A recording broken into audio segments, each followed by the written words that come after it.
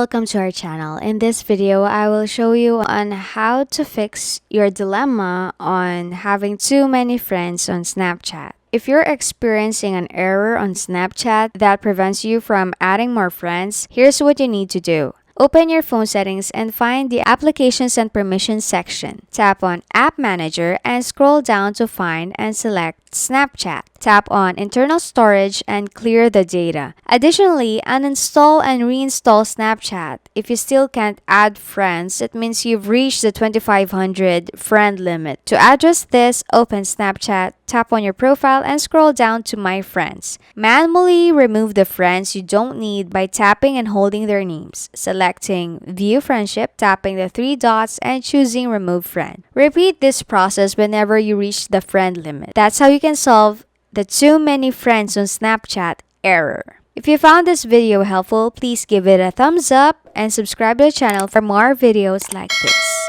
See you in the next one. Bye!